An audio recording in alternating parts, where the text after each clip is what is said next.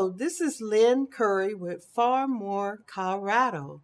And today I'm with a wonderful woman by the name of Lucy Margaret Walker. If you could share with the audience today what makes a successful actor or actress, what would you tell them? I personally, I think that we in American society put too much stress on money as being the barometer for success. I think that if somebody finds a way to do the their own artistic thing for most of their life, most or all of their creative adult life, just they're successful. If they find a way to keep doing it, they are successful. Now, other people may not think so, but that's okay. There's every kind of person that you can think of from the whole spectrum of folks that said, well, and I've had people that tell me, you are so smart. You ought to be on a job down on 16th Street where there's more money. Now, if I was down on 16th Street, I wouldn't have been down there for 50 years. They wouldn't have had me that long because I was too creative, too critical, and I would be considered some kind of a threat to making folks think for themselves. So I think that I was placed here where I was supposed to be, and I think that the fact that I survived here as long as I did makes me a success. Now, whether anybody wants to challenge that doesn't matter to me. Call me a failure if you want to. You know. I think that you speak for yourself of the interest and the love that started when you were 5, 6 years. Now 50 years have passed, and you are a success. I applaud you because you have shown me the interest, the passion, the dedication. What do you want to be remembered for? A good mother. I'm really not concerned about a legacy as far as theater is concerned. I think it will come. It's automatic. You can ignore me. This society can ignore me all they want, but they cannot erase the 50 years that I have been here doing theater in Denver. I get no support right now. The past dozen years or so, there has been financial support has just dropped down to practically zero, but that's okay. And so who is successful, it depends on what society wants to call as successful. But my children think I'm successful. My children appreciates me. They love me. And there are people who appreciate what I have done and what I have tried to do. And the fact that it's not the majority does not bother me one whit. If you can get the majority to go along with you, the majority will drop you also because too much focus is on you. And it just seems that unless there's just no way that the majority of the folks are going to allow one person to get too much success. So I'm sitting here unobserved pretty much, and that's okay. Nobody's trying to stop me because they can't. Number one, they've tried and they haven't been successful. And so I'm just thankful that I can still get up here. I can still do things. I can still inspire folks. With your book, The 13 Ways to Be Happy in 2013, Miss Lucy, I understand that you take the opportunity to write down something good that happened each day. Can you tell me about that? Well, yes, I've done that for over 2 decades now. And whenever something happens to me that's good, or I do something good for somebody else, I write that down. And I think it was part of my own need to be positive in the face of all the negativism that was being thrown at me. I felt was being thrown at me. So I had to find a way to recoup. And there was a woman that came to me, and she had a program that she started called 29 Gifts.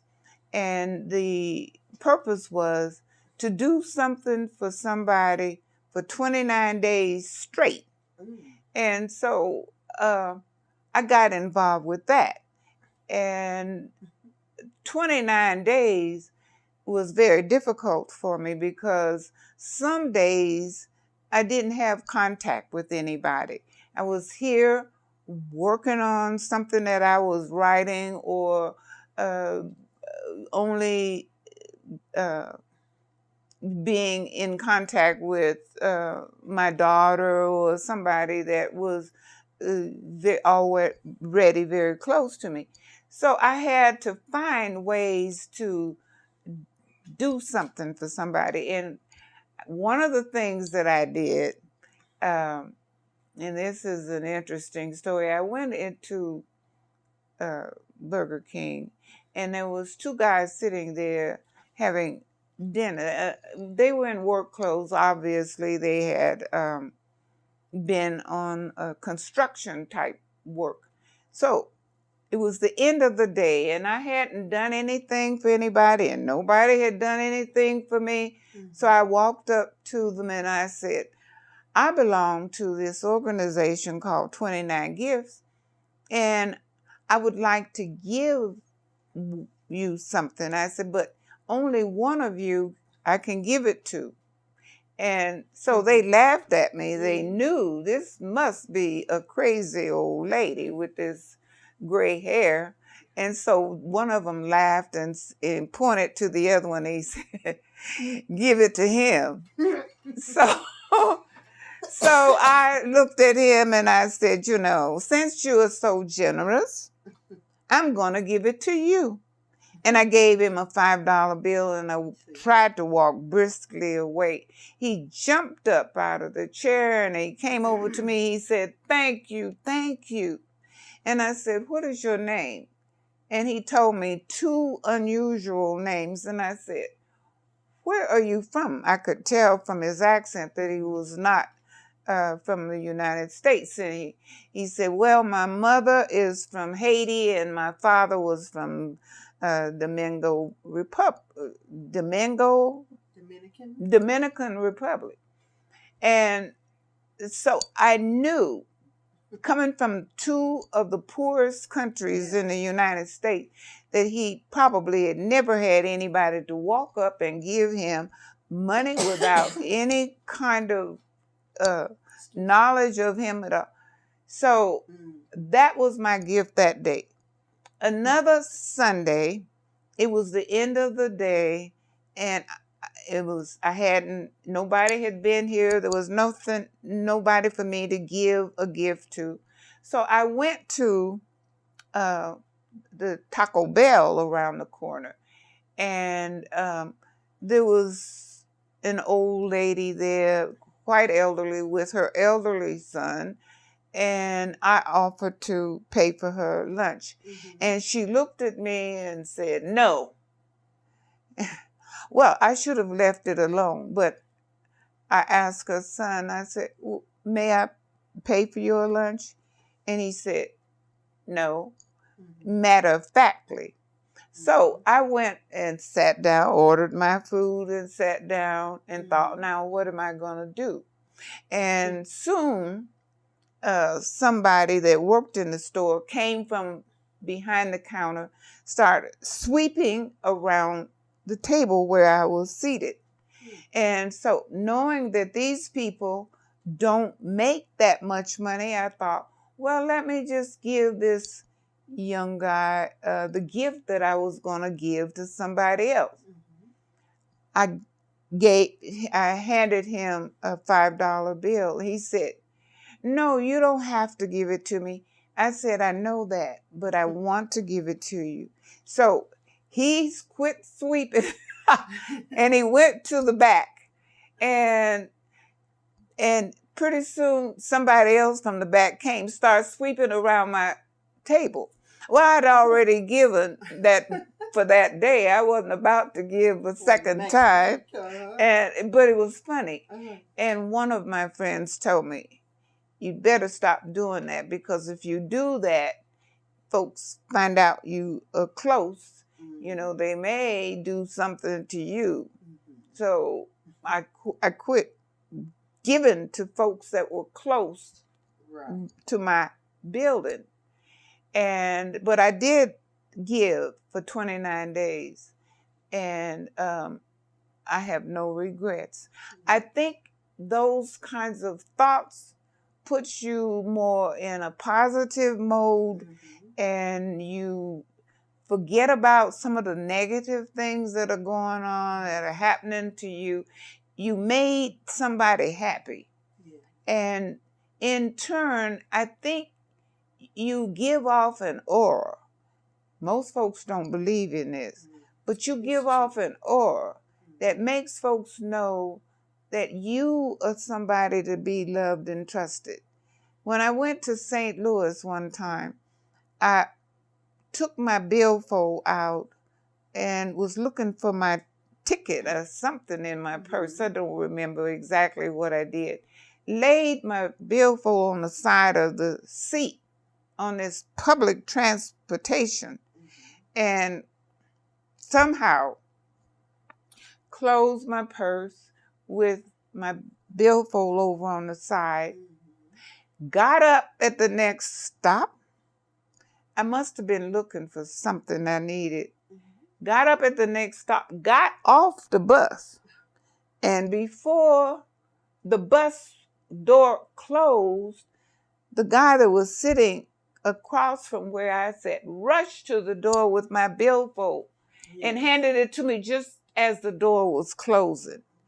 In my billfold was my train ticket, all my credit card, and all the cash that I had.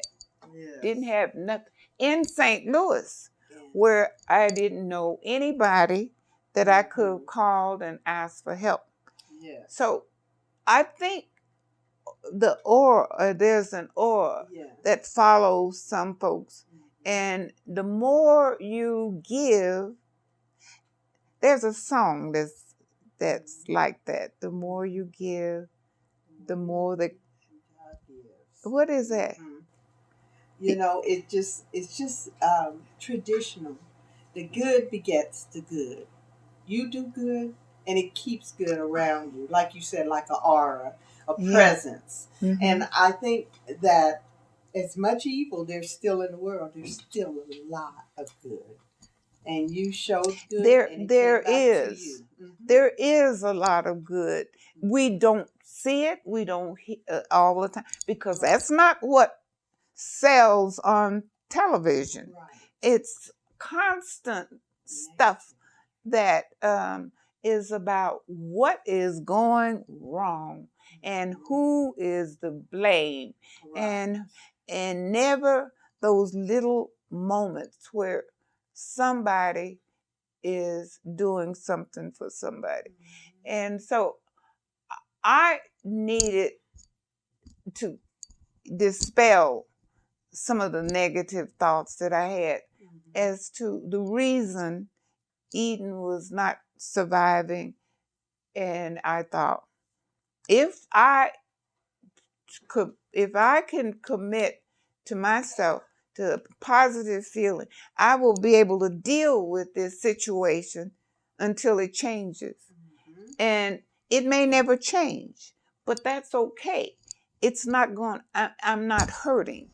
If I thought that it would never change and I got bitter, I would be a miserable soul. You wouldn't be sitting here because you wouldn't have any faith. What's the point in you coming and hearing me talk about all the bad things that have happened to Eden? There's been a lot of good things, a lot of good people. That the fact that I can sit here and talk to you means that somebody made this place possible for me to sit here. I didn't do it by myself. That's wonderful, Miss Lucy. I thank you for sharing that because, like you said, there are more. You know, a lot of people say the number 13 is an unlucky number, don't they? They do.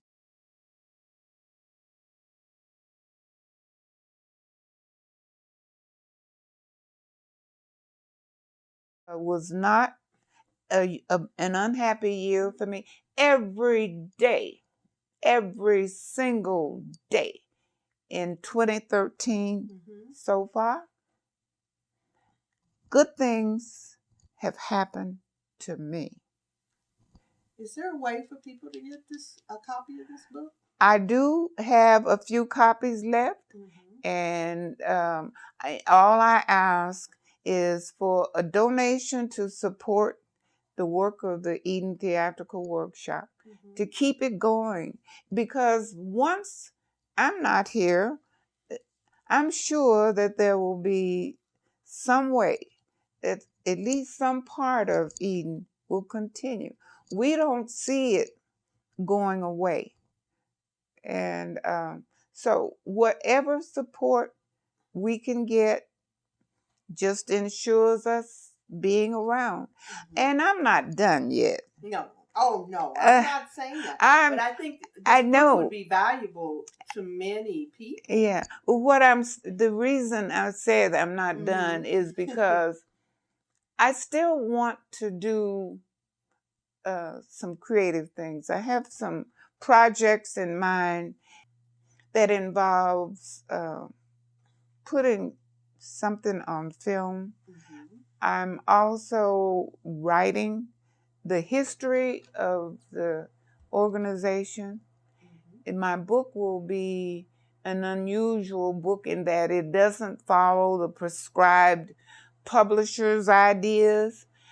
And I'm in the process of reading a book right now about a woman who knew that her book did not follow those rules, so-called rules. So she found a way to publish it on her own.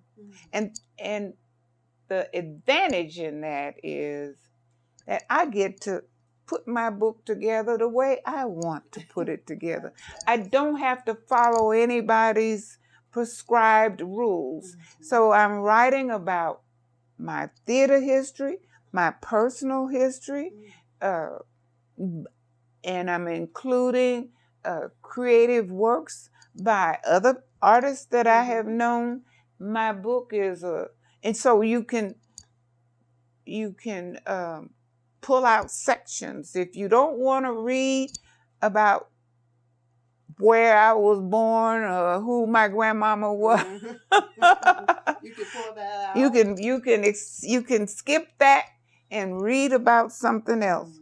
How Eden was formed, when it was formed, who was there, why we continued, and what was the various stages in our development.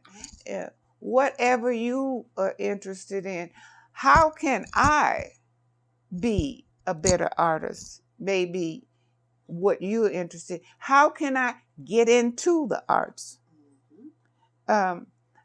What does it take? Where can I go for lessons? So there's all of that will be not a blueprint for somebody, but just to give them an idea. I took classes individually from people who set themselves up as directors and teachers. And then I went to Denver University and studied theater. The first time I tried out for theater, before I could finish the line, I said, and they said, next. Oh. I didn't even get a chance to finish the line before they said next. Hurt my feelings. But naturally, I remembered that. And I never did anybody like that, no matter what I thought of their talent. I never dismissed anybody like that. I tried to see if there was any way I could pull anything out of them.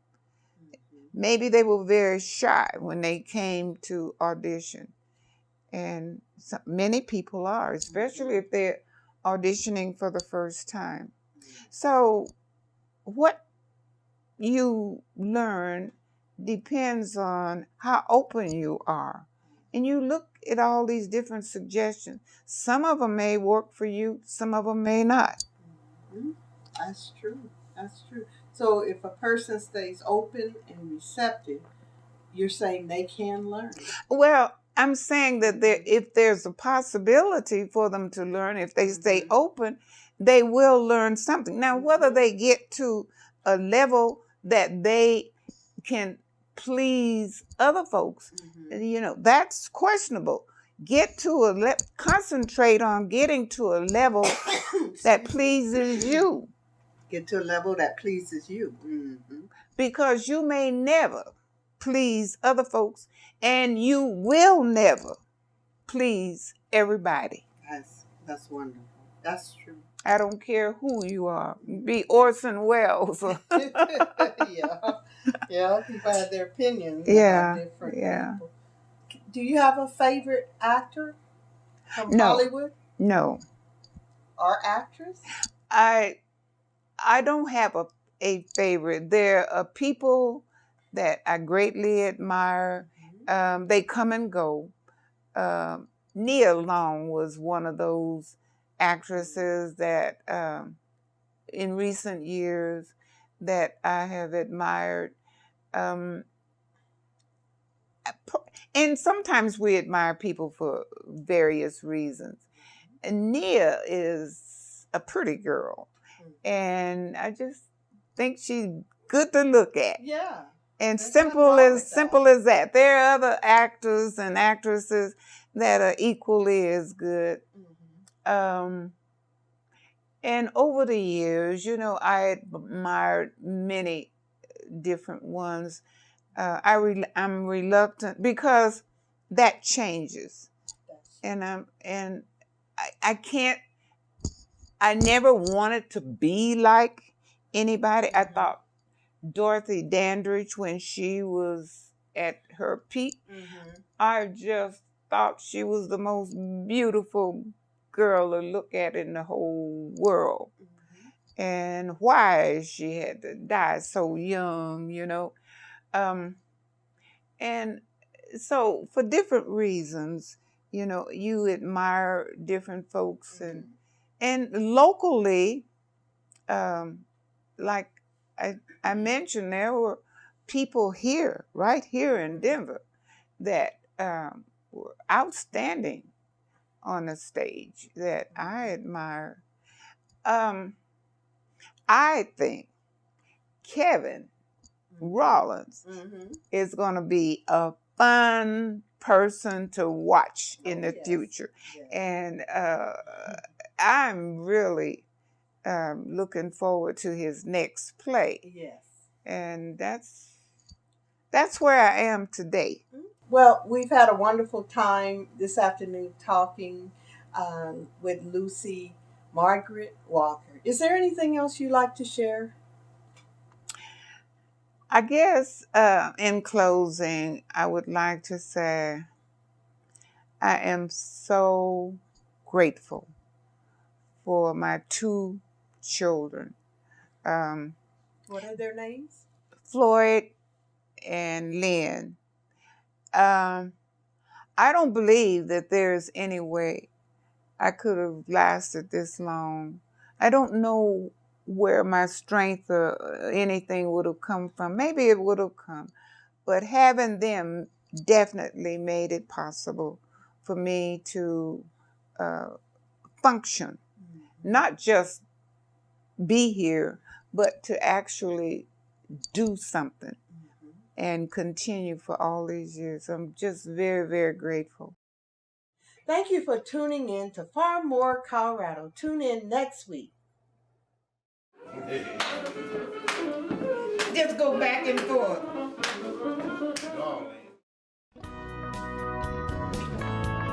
Far More Colorado is a public affairs interview program highlighting people of interest to Coloradans. The program has guests from our state government, and we also feature a wide variety of other guests who are making a difference here in Colorado.